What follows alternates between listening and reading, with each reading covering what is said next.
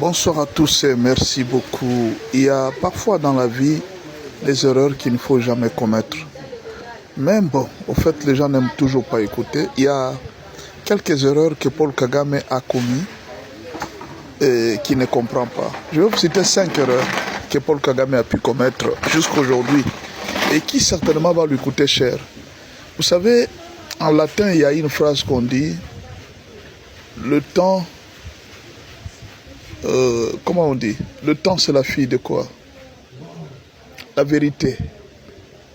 La vérité, c'est la fille du temps. C'est ce que les latins disent. La vérité, c'est la fille du temps. La vérité, c'est la fille du temps. Tu peux mentir, mais il y a une fille du temps qui s'appelle la vérité. Elle finira par apparaître. La première chose que Kagame... La première erreur qu'il a commise, il n'a pas lu la géopolitique internationale ni l'histoire internationale.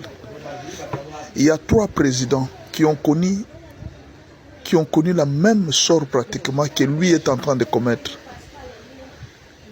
Il y a le président Mobutu, il y a le président Idi Amin Dada, il y a Savimbi. Et puis même d'autres présidents africains comme Samuel Doe, Charles Taylor, c'est tous ces dirigeants-là. Ils ont connu une histoire avec les Occidentaux que Kagame n'a pas pu tirer des leçons. Un moment dans la vie, il faut lire les leçons. Il ne faut pas penser que les Occidentaux là sont des anges.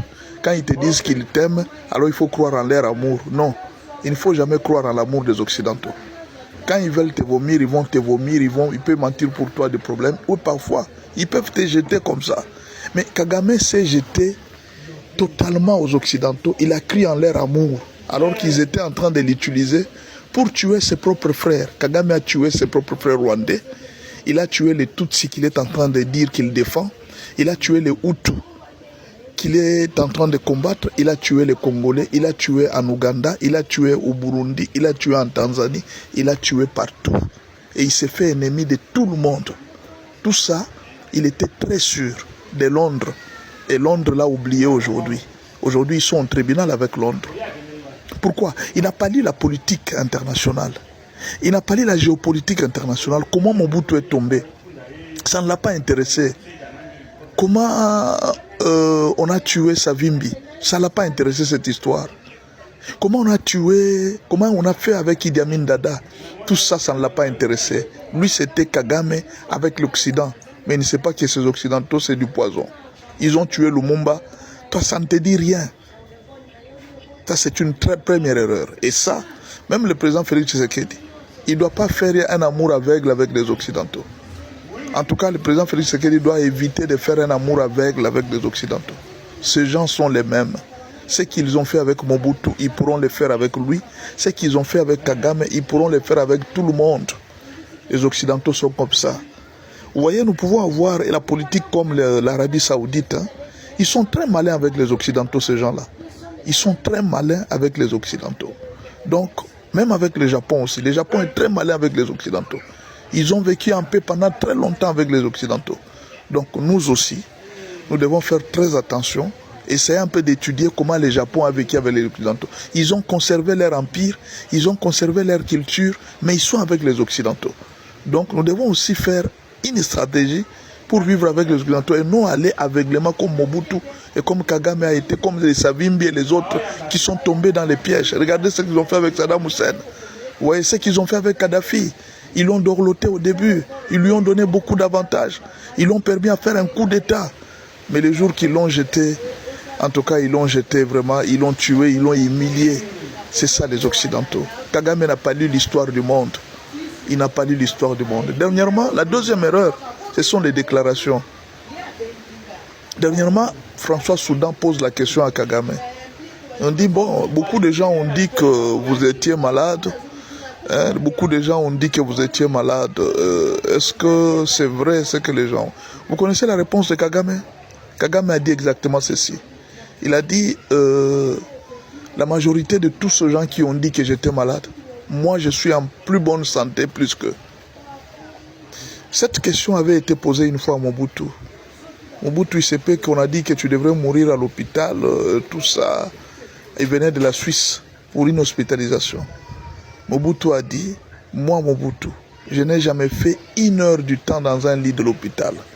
Je n'ai jamais fait 1 heure du temps dans un lit de l'hôpital. Et vous savez comment Mobutu est mort? Il est mort, il a fait beaucoup d'heures et des heures à l'hôpital avec sa maladie. Vous voyez? L'orgueil ne conduit à rien. Il n'y a pas longtemps, François Soudan posait cette question à Kagame.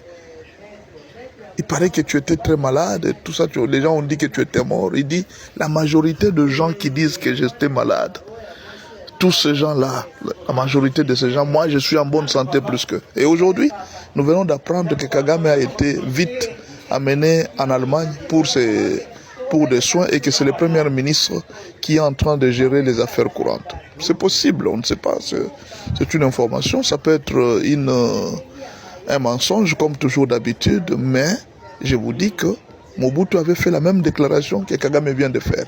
À un moment, c'est l'orgueil. Quand on est orgueilleux, on déclare tout, on pense qu'on est devenu Dieu. On ne peut pas remplacer Dieu, on ne peut pas être si orgueilleux. La troisième erreur que Kagame a pu faire, c'est de fermer les églises. Il ne faut pas combattre les églises. Je ne sais pas qu'est-ce qui arrive avec les dictateurs. Ils commettent presque tous les mêmes erreurs. Avant sa chute, Mobutu a commencé par combattre les églises de réveil. Il a commencé à combattre les églises de réveil. Il a commencé à parler contre les églises de réveil. Si vous suivez le discours de Mobutu, à un certain moment, il s'est levé contre les églises de réveil. Comme il était catholique 100%, en tout cas, les églises de réveil n'étaient pas vraiment quelque chose de très bien pour lui. Et Mobutu s'est attaqué aux églises de réveil. Bon, justement, de plus en plus, les gens étaient devenus... les églises s'étaient multipliées. Et Mobutu sentait de plus en plus une certaine résistance. C'est comme si le peuple se tournait vers Dieu au lieu de se tourner vers Mobutu. Mobutu était Dieu lui-même. Mais il a remarqué que c'est comme si le peuple ne s'intéressait plus à lui. Le peuple commençait à s'intéresser à la prière. Le peuple était fatigué de lui. Il s'intéressait maintenant à la prière et Mobutu n'était pas content.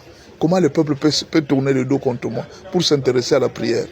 Donc le peuple, ça ne l'intéressait pas. Tous les discours que Mobutu disait, le peuple ne les suivait plus. Mobutu a commencé à attaquer les églises de réveil dans ses discours et tout ça. Et Kagame a fait la même chose. Il s'est attaqué aux églises de réveil, il a fermé les églises de réveil et beaucoup de choses. Et Dieu était en train de les regarder. Dieu continue à les regarder jusqu'à aujourd'hui. Mais curieusement, il est en train d'aller de la même façon comme Mobutu était allé. Je ne sais pas. Pourquoi ne pouvait-il pas réfléchir par rapport à cette situation? Pourquoi est-il resté en train de réfléchir par cette situation? Pourquoi tu vas accepter qu'on t'utilise comme les Occidentaux? Regardez, peut-être vous allez encore vous rappeler d'une chose. Avant de partir, Mobutu avait fait une déclaration contre les Occidentaux. Il avait dit ceci: ils m'ont poignardé au dos. Ils m'ont poignardé au dos. Et il n'y a pas longtemps, Kagame vient de faire un autre interview contre les Occidentaux. Il a dit que ces gens-là qui sont en train de nous condamner là, qui viennent en Afrique pour nous condamner, les problèmes africains, nous pouvons les résoudre seuls nous-mêmes les Africains. Et ils viennent nous condamner ici, alors que les minéraux dont on parle du Congo là, c'est le plus grand bénéficiaire, ce sont eux. Qu'est-ce que le Rwanda a à bénéficier de ces minéraux qui sont en train de dire là, les minéraux, ce sont eux le plus grand bénéficiaire. Alors, tous les dictateurs, c'est comme s'ils traversent la même situation. Apparemment, Kagame n'a pas tiré de leçons. Il n'a pas pu lire le temps. Et la dernière erreur que Kagame a pu faire, c'est de minimiser Félix Tshisekedi. Il a minimisé Félix Tshisekedi. Au fait, il y a les proches de Kagame ont dit que Kagame souvent n'aime pas trop les intellectuels. Il n'aime pas trop les professeurs. Les gens qui ont beaucoup étudié, il ne les aime pas trop. Il aime utiliser les gens qui n'ont pas beaucoup étudié parce qu'il n'aime pas trop de gens qui les contredisent. Il n'aime pas la contradiction en fait. Or, les intellectuels, quand ils arrivent, ils vont te faire réfléchir et tout ça. Non. Lui, il aime les gens autour de lui qui lui disent, quand il leur dit allez tuer, ces gens sont prêts à les tuer. Il aime à côté de lui les gens qui sont autour de lui, quand ils lui disent de faire ceci, ils font la même chose. Mais il n'aime pas les gens qui lui fassent réfléchir. Non, monsieur, vous voyez, monsieur le président, si nous faisons ça, c'est une erreur. Alors, de l'autre côté, le président Félix Tshisekedi a pris des gens qui réfléchissaient. Des gens qui lui disaient non. Des gens qui lui disaient de faire ceci et de faire cela. Des gens qui réfléchissaient. Et vous l'avez vu, partout où Félix est passé, il a connu beaucoup de réussites. Mais Kagame était toujours en